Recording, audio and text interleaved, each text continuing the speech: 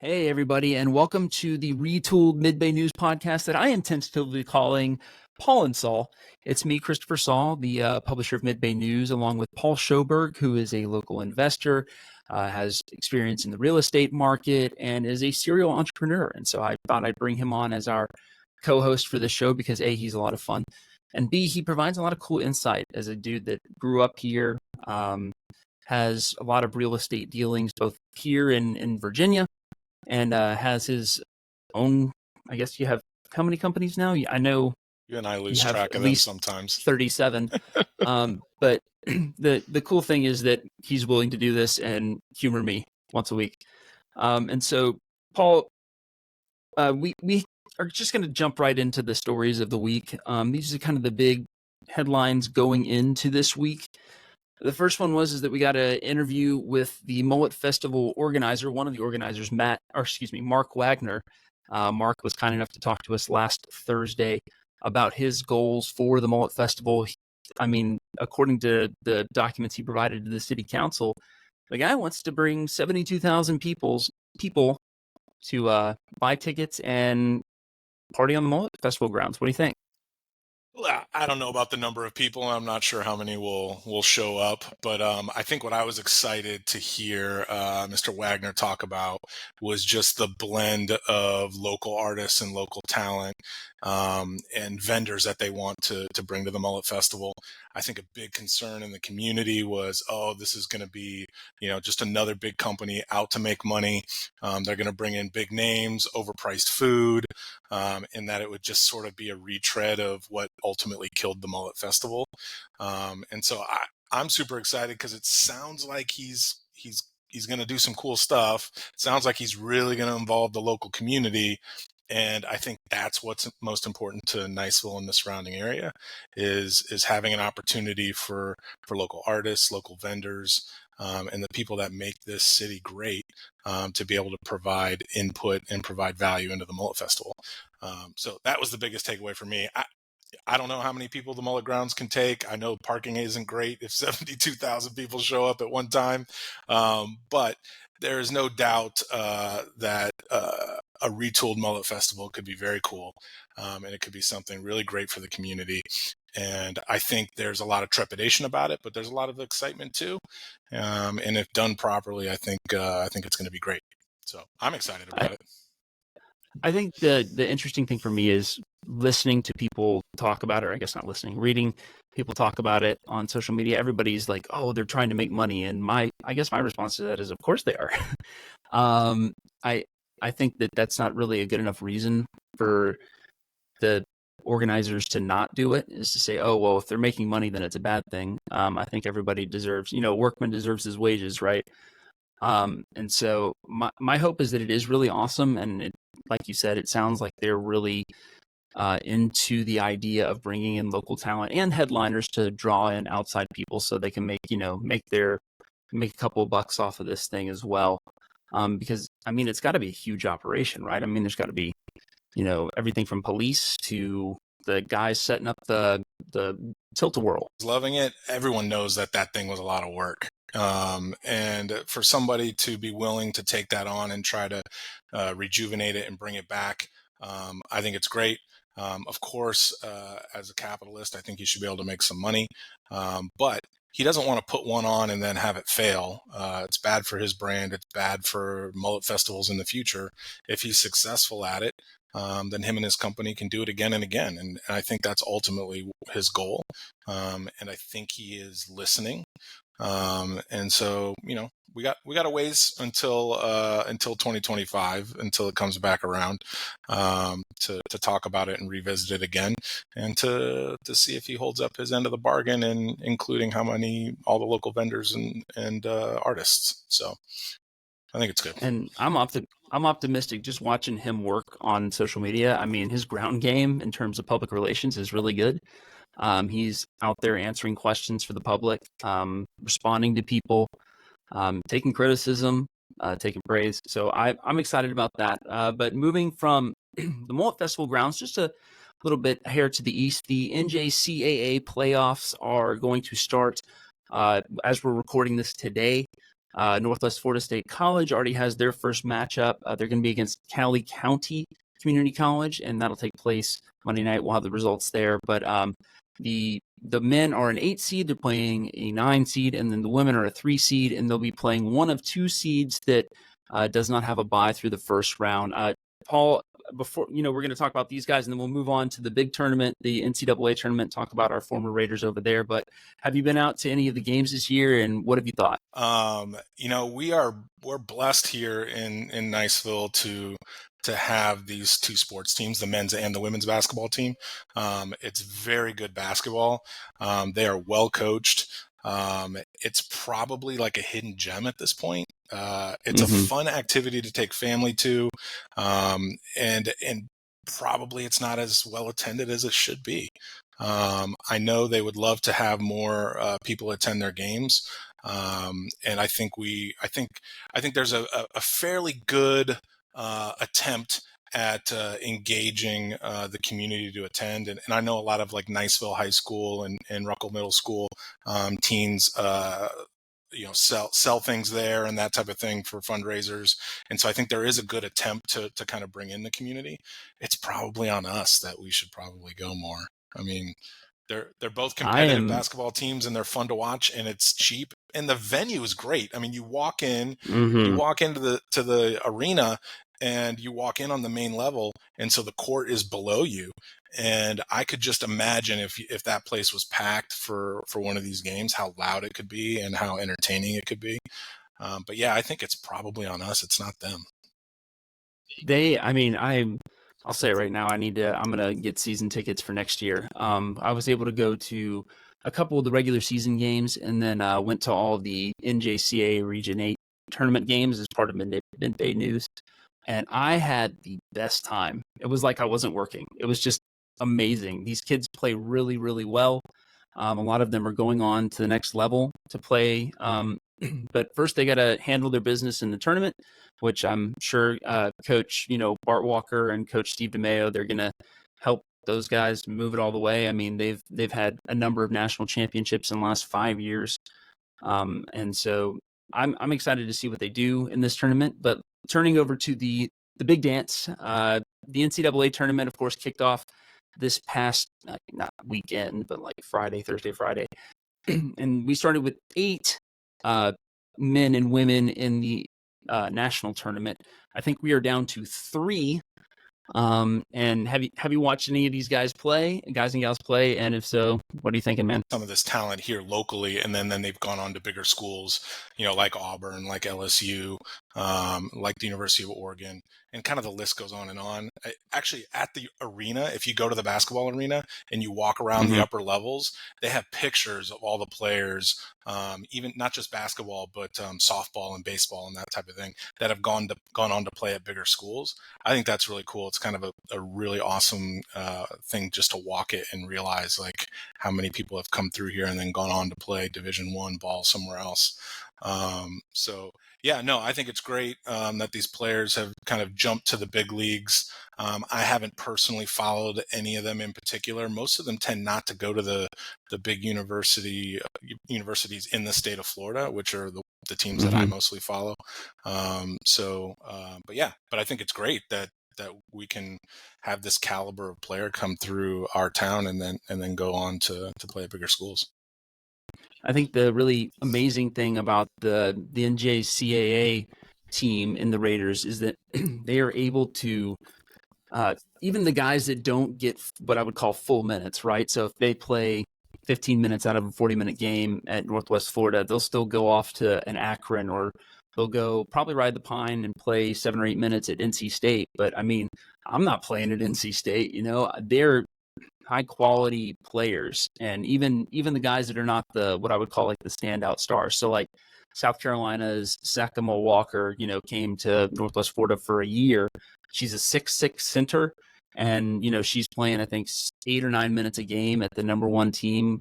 I would argue the number 1 team, women's team in the country. And then last year Poa played a great game this past weekend. She was supposed to have a concussion protocol, but I guess past all that stuff, and she played super well. Fast player too. So it's really cool to see the people that were in Raiders jerseys last year now in the tournament just making noise. Again, that's probably the coolest thing about watching the games, the Raider games, is saying like, oh, I turn around and I look in the stands and I'm like, okay, which scouts are here? Oh, And absolutely. so Absolutely. it's Another fun thing that the local community kind of sleeps on is around Thanksgiving time, they have the Emerald Coast Classic here where they actually bring in, the larger Division I teams to play here locally. Teams like LSU have been invited, teams like the University of Florida have been invited. And that's another great opportunity to see really good basketball, in a smaller arena in your hometown. And a couple of years ago, I wasn't able to go, but I watched some of it on TV. And ESPN gives us cred, man. Niceville, Florida shows up at the bottom. They don't, even though it's the Emerald Coast Classic, and they kind of pitch it like it's in Destin. ESPN gives us our props that those games are being held here. So I think that's awesome. shout out to my homies at Sports Center for giving us the good reps There we go. on national TV. That's right, man. And as we're moving on through kind of our show, I think we're going to move into some election stuff, which should be super fun and not at all controversial. So last Tuesday was our presidential preference primary / chicken referendum. Nice. That was a great post, by the way, blending. Hey man, I do the people's work. All right, like the chickens, of course. If you are a Valparaiso resident, you might have heard about a group that wants to get the city to allow chickens within city limits. Currently, they're not allowed. This was a non-binding referendum, which means that no matter what the result was, nothing was guaranteed to happen. But the chicken people want it. The chicken people want it by, I think, like 30 votes, something like 51, 52% of the vote. And as a landowner in Valparaiso and a longtime realtor, I've got to know, chickens, good idea, bad idea. Whether Val P should have chickens or not, I think it's actually quite funny. I will say, though, that the local city councils for both Niceville and Val P, I find to be awesome people who are really trying to do better for the community. And so I don't know what the city council of Val P is going to do with this, but I give them props for giving the opportunity to the public to weigh in. I don't know whether they're actually going to allow the chickens or not. Personally, when chickens are done right, I definitely like some eggs, some fresh eggs, and I think that's great. I think the negative side to it is when chickens are done improperly. You have chickens running everywhere, and sometimes it'll bring varmint with them. I mean, we all know that we have local coyotes, and I don't think bears take out chickens too often, but maybe they like to play with them. I don't know. And then, if you got chicken feed everywhere, sometimes that brings rodents and other issues. But I don't know what they're going to do with it. I think it's an interesting topic. I guess I'm on the side of, if you want chickens, you probably should be able to have some, just from a fresh egg perspective. But I give the city council their props for at least listening to the public. Yeah, and I think that they're going to have a really hard decision to make on this, because while the chicken vote was an affirmative one, it didn't have a very big turnout. I think it had like 16 or 17% of the public. And so the city council or city commission faces backlash, potentially from a larger contingent of people that just didn't vote in this and then get mad afterwards. So I don't really envy their position, because they kind of have a very risky chicken-based scenario here. A lot of empathy across, and you can use this as a way to jump to the national election stuff if you want to briefly, but like, we have apathy, and we don't turn out for votes. We're not great for that. And I think for the most part, people love living in Val P, Niceville, and Blue Water Bay Area. And so they don't have a lot to complain about. And so the status quo is okay for them. It's only that one time that somebody makes a decision at the city level where someone is upset about it, that all of a sudden people come out of the woodwork. But, again, I think the councils really do have the best interests of the majority in mind, and they want to make, these places even better than they already are. But I mean, I guess we'll see where it goes with chickens. So moving from chickens to the Capitol, we had our presidential preference primary. Of course, we only had one. President Joe Biden was the only Democrat on the Democratic side of the ballot. So if you were registered as a Democratic, a non-party affiliated, or some minor party, you did not have a vote in that primary. Only registered Republicans could vote. And the former president, Donald Trump, won it handily. I believe Nikki Haley came in second with about 14% of the vote. And then our current governor, Ron DeSantis, had about a 3% take of the vote, maybe a little bit more than that. Now that I'm thinking about it, I think it was like 3.4, 3.8%. But it also had a much lower turnout, about half the turnout from the 2016 presidential preference primary, which was the last time there was a Republican presidential preference primary. Try and say that again. I know, right? But your thoughts on the dominant win for the former president? Get to vote in either of them. But I don't know. I think a lot of people have fatigue right now. They know who the two candidates are, and you've already formed your opinion on them, whether you like them or you don't like them. So I really think it's going to be a long 7 months of droning on in the mainstream media, depending on which channel you watch. And Yep. and so barring some sort of black swan event that kind of like changes the trajectory of what's going on in the world, whether that be in the world or nationally, I think we know who we got and what's going on, and many people have already made their choices up. And I'm not sure the next 7 or 8 months are going to be all that exciting until Election Day. So, yeah. And I guess moving on from there, Dylan DesChaine, the accused murderer of Mike Ledford, was supposed to be in court the last Tuesday, but did not make it because of his attorney put in a non-guilty plea for him. Something to just kind of keep an eye on. We're going to be keeping an eye on that as it develops. There's just so much more to go with that. There's going to be probably a lot of continuances in that case because murder trials just take a long time. We had a double homicide in 2022, February of 2022, you all may remember. It was a shooting, drug-related, they think, possibly. That has still not gone to trial. It is, as we sit here, March of 2024, so it's been more than 2 years since the deaths of those two gentlemen in that case, and it's still not in a trial. Their next court date, I think, is April 18th, but I'd have to go back and check. So just know we're keeping an eye on it, but there are just not a whole lot of developments right now, other than the fact that Dylan DesChaine has pleaded guilty. So guilty or not guilty? Excuse me, not guilty. Not what am I doing with my life? No, not guilty. I was looking at my notes and I just forgot to use the word not. Yeah. So not guilty is his plea that his attorney put in for him. And then, moving into a mental health sense of what we're doing here.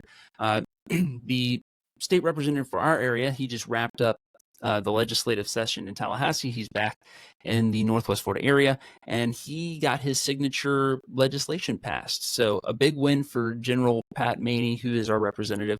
A $50 million overhaul of what are called the Baker and Marchman Acts. And for those in the know or may not be in the know, the Baker Act, mental health focused, helping people that need to be involuntarily committed due to mental illness. And then the Marchman Act, kind of the same idea, but with drug-related stuff. It's a lot of money, $50 million, to see if they can get a handoff in place between when people get committed involuntarily and when they go back out into society. Make sure there's a handoff between care providers as part of that legislation. As a guy who's lived here his whole life, or not his whole life, but a great portion of his life in Florida, what are your thoughts on seeing mental health reform? What he set out to do done. We definitely don't see that in politics at a lot of levels. So I think it's great that he was able to do that. Obviously, mental health is something that's on the forefront of everyone's concerns across America and starting to even spread across the world. And Florida's system is not perfect, but I think there are some other states that wish their system was closer to what Florida has. And if Maney can bring in and got this thing passed and can bring some funding to an important issue, I think that's great. And remind me, that did he run opposed last time? No, and he's not going to be opposed this time. But he's this has been something he has put in front of the state legislature. You only get so many bills when you're a state House member that you can put up. Yeah. I think it's like 8 or 9. And he has like an 89, 90% success rate getting those things passed into law. This is just the one that has taken him every single session he's gone, and it's not made it all the way, or pieces of it get put in. But this was a year where he got that thing done. So I'm really excited to see what he's going to do next, right? Because I mean, he's done 4 years, and you're not guaranteed even tomorrow. But people typically don't run against Purple Heart winners that were generals and longtime judges And do what they say they're going to do. And do what they say what they're going to do, and get 80 plus% of the vote when they're contested. So I feel like that's a safe bet. I feel like that is the General Electric of bets, right there. So well, maybe you gotta get a hold of him and see if you can do an interview with him, and so he can tell you what he's going to do next. I mean, I think a lot of times when politicians get their goals accomplished, they want to start talking about the next one. Yeah, well, it sounds like I have a homework assignment. There you go. Put it on the action list. All right. Well, that wraps up the news section of this. We're going to go straight into winners and losers, which is going to have an awesome intro sound thing here. I'm going to play it now. So winners and losers this week is it's my winners and losers week. My big loser this week is Chad Baker-Mazara, and you may remember hearing that name from the basketball court at Northwest Florida State College. He is a Auburn guard, a much feted Auburn guard, on a Tiger team that lost to Yale, and that is I would say partially his fault, because he got a flagrant 2 foul about 3 minutes into the game, got kicked out of the game, and the Tigers ended up losing a really tight one to Yale, who has played very well in this tournament. But nevertheless, the Auburn Tigers were supposed to be one of the, I would say, outside contenders for the national championship. Absolutely. I know all my buddies had. I'm in my little bracket group, and I would say 7 of the 10 brackets have Auburn as national champion. Well, that's not happening, and my bracket looks amazing. So thanks, guys. The big L. The SEC in general has taken a big loss in this tournament. It has not gone well for the SEC, and it's too bad that Auburn and our local ties to them that couldn't do a little bit better. But yeah, and a big winner this week. Kind of a personal one for me. Ben Anderson is the Okaloosa County tax collector. And guys, forget Joe Biden and Donald Trump. Ben Anderson should run this country. All right, because the man has processes in place and he is undefeated. I went in to I had forgotten, even though Ben Anderson had personally sent me 2 of those things to renew my registration. I just forgotten to do it. You can only do so much. I mean, the man, he could have sent me a 3rd personal letter, but that's okay. So I needed to go get my wife's minivan updated, the little tag or whatever. And I walk in there at 8:30, and I am out of there at 8:35. The man should run the country. I'm glad no one wants to pay the tax collector, so he's got a difficult job to begin with. But yeah, I mean, if that goes smoothly, it's sort of like when you go to the DMV, you want the DMV to run smoothly too. So that's awesome. Yeah, Ben Anderson, take my money. Thank you. There you go. And so up next, comment section. This is the fun part of the show where I read some of the comments from the Facebook gallery on our various Niceville-based groups. Are you go live? I'm gonna like slap it on top of both of us. Okay. And but good. The first one is about chickens. One proponent of pro-chicken propaganda, Missy Reekley, says that the chicken. Somebody had said something to the effect of, and you can see it up here on the screen. The chicken people, or chickens are not going to vote, or chickens are going to come vote against, city commission people or whatever. And she goes, no, the chicken people will. Good. And I feel like that's a solid take, but I'm curious as to how many diehard chicken aficionados there are. It only takes Paul, one. Do you have? It only takes one. It only takes one to derail a city council meeting for an hour or 2. Yes, and she is. I best of luck to her. I think that she's a pretty good organizer. They got T-shirts, so I'm interested to see what the chicken co-op lobby, or Coop, I think they call themselves. The Coop lobby does next. Yeah. If anything, it's going to be really good for Mid-Bay News because I'll be able to write more about it. Well, if they up, get it passed, I'll buy them. Hey, you know what? You know, and they will be there in abundance, which is not a bad thing. Yeah. I mean, hey, it's got to be. They're either healthier or cheaper than the supermarket There you go. version, right? Or both. Yeah. The next one up, the new signs in Niceville are nice. You can see it up there. The new signs in Niceville that are going on around town telling you where different things are up. I think there's less than 20, I believe, but there's more than 15 somewhere in that area. And so they're up. They tell you where stuff is. And somebody said that they are nice. I guess Kathy Alley, who pushed that through at Niceville City Council, is probably happy to hear that. So, yep. So those signs are up. I think my back of the envelope math said they were about $6,000 a piece. I need to double check that and look at the story that we did a couple months ago. But those signs are up. You can see them. There's one by the tax collector's office. So if you're passing by there on John Sims, you'll be able to see it. And then the last one. Talking about a bill that passed the Florida House, House Bill 1365. Basically, it makes it illegal to sleep in public places. Joanna Jackson said it's going to get worse with the lack of low-income housing here in Niceville. It's sad. Do you think that with our not depth of what people would term affordable housing, not even attainable housing, right?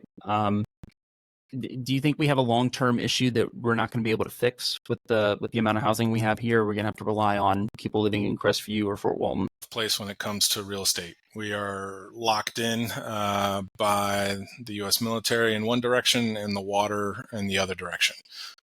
So the mini microcosm that you could make or say is like we're sort of the Manhattan to the other boroughs to New York City, right? And I know that's a stretch, but that's an example that people understand. Manhattan sells for more than the other boroughs does because that's the center of everything, and that's where people want to live. We got great schools, we've got proximity to the base, and we have a beautiful bay to look at and proximity to the ocean. So I think the affordable attainable housing discussion is a very challenging one, especially when there just isn't a lot of land available left to build on, even if we wanted to. And then you get into the economic side of things. As a builder who is actually trying to tackle part of this problem right now, it's really, really hard to build something and then offer it at below market value. It's really tough. So what we're seeing is developers and builders are building smaller square footage homes. And I think that's a good thing. I think it helps with the haters who don't like storage facilities, right? Have less stuff, live in a smaller area. That's what you're going to have to do if you can't afford a larger home in Niceville. Is you're going to have to rent or buy a smaller place. And so you're going to see a lot more 2-bedroom, 2-bath, 3-bedroom, 2-bath, smaller starter homes coming up for rent. I'm already noticing them on realtor.com and the other websites. And I know for a fact, just through my own business dealings, that there's more coming in Valpy and there's more coming in Niceville. And then everybody's definition of affordable and attainable is completely different. You build a 2-bedroom, 2-bath place and you offer it for $1,900 or $2,000, and people think that's expensive, but that's what it takes to get into Niceville now, and that's on the lower side of rent. So it's as affordable as Niceville is going to get at this point. Do you think that the Strong Towns moment? Yeah. Background for people. Strong Towns is a book that both Paul and I are kind of crazy about. That talks about revitalizing the downtowns of places, and there it is, Strong Towns. Got it right there. The book slaps. Yeah, it's good. And basically, it just talks about what we need to do to change everything about municipalities, from spending too much money on roads and sewer because we have lots that are too far apart, to allowing mixed use stuff. And I guess from my background with public administration stuff, I think that the solution, right, is a bunch of mixed use. First floor is shop, second, third floor is housing, building up instead of out. And I tend to think that will be what we do for the next 50 years here in Niceville, is build up and not out, because ultimately we can't build out very much more. It's possible in Niceville, maybe in Deer Moss Creek, and I think you're going to see some of that in Deer Moss in their next phases. I think it's a lot harder in Niceville, just along the major thoroughfares, because most of that property is owned by just a couple of different families, and there doesn't seem like an appetite to put mixed use like that in.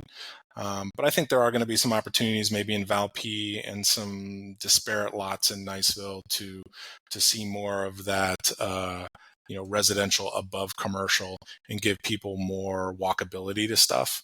And I think over time it would be great the way Niceville started to head. But we'll just have to see. When you have the situation that we have in Niceville with just not a lot of vacant land, it's really hard to make significant changes that drive that strong town mentality. But I do think the current city council, and I think there's going to be 2 openings next cycle, is super important, and they do make some of those decisions when they can. They don't have control if somebody already owns it and it's zoned commercial. They can't tell somebody what they have to put there, and I don't think we want them to. But yeah, it's a difficult challenge, but I think there's some up and coming people who are interested in really trying to kind of take that stronger town mentality and bring it here to Niceville, just to make it even a better place, make Valpy even a better place, make Blue Water Bay a better place than it already is.